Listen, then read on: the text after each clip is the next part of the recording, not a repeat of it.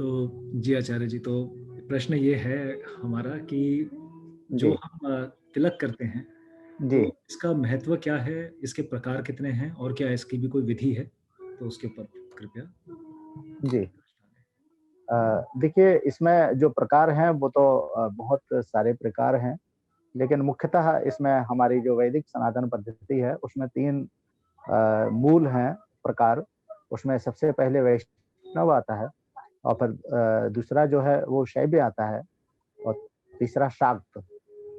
वैष्णव जो है वो भगवान विष्णु के जो उपासक होते हैं अर्थात भगवान विष्णु के उनमें से राम, कृष्ण इत्यादि बहुत सारे हमारे जो आराध्य हैं, वो आते हैं और उससे रिलेटेड जितने भी हमारे संत और हमारे जो अनुयायी हैं तत्त पंथों के जैसे कि कृष्ण के जो अनुयायी हैं, वो जैसे कि राधा वल्लभ हो गए, वल्लभ कुली हो गए इत्यादि भगवान बांके बिहारी के भी बहुत सारे अनुयायी हैं। इनके पंथ अलग-अलग हैं, लेकिन ये सभी जो भी अनुयायी हैं, ये सभी वैष्णव माने जाते हैं और वैष्णव मानने के कारण ये सभी जो हैं भगवान विष्णु के उपासक मूलतः माने जाते हैं।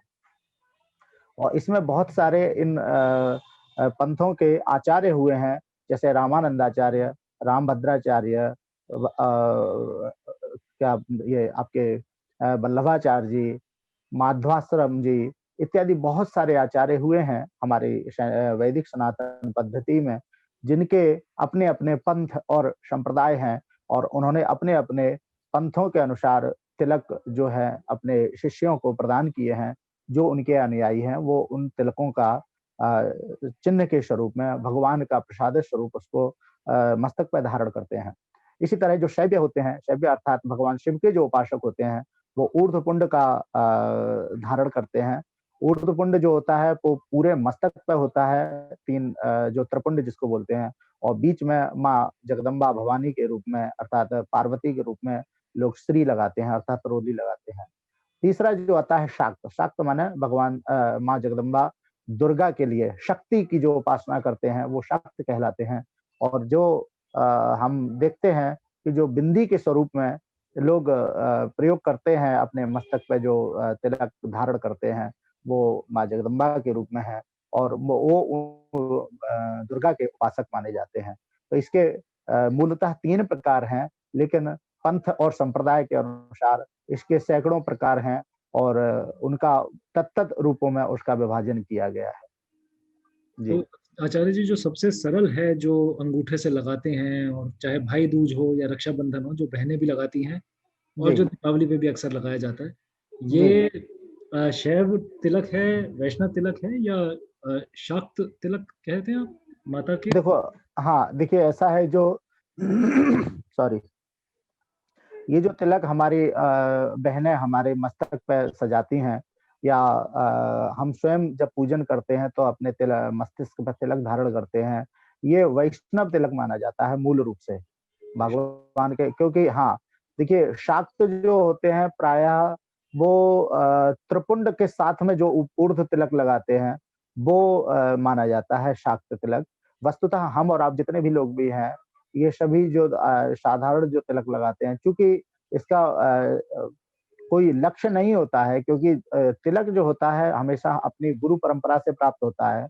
अर्थात हमारे गुरुदेव भगवान जो तिलक अपने मस्तिष्क पे धारण करते हैं क्योंकि तिलक जो होता है वो गुरु परंपरा के अनुसार प्राप्त होता है। जिस तरह से एक पिता की संपत्ति उसके पुत्र को स्वतः प्राप्त होती है, उसी तरह से गुरु परंपरा में तिलक हमें प्राप्त होता है और वही तिलक हम और आप सभी धारण करते हैं। मगर जो हमारी एक वैदिक सनातन जो पद्धति है, जो वैदिक हिंदू समाज है, उसमें जो तिलक होता है वो ऐश्वर्य का प्रतीक माना जाता है और कहते हैं कि अगर आप किसी को प्रातःकालीन सत्र में सूना मस्तक अगर दर्शन करते हैं तो दोष लगता है दर्शन करने वाले को अर्थात देखने वाले को भी और जिसको देखा जाता है उसको भी। खास करके जो हिंदू समाज है उसके लिए ये नियम आता है।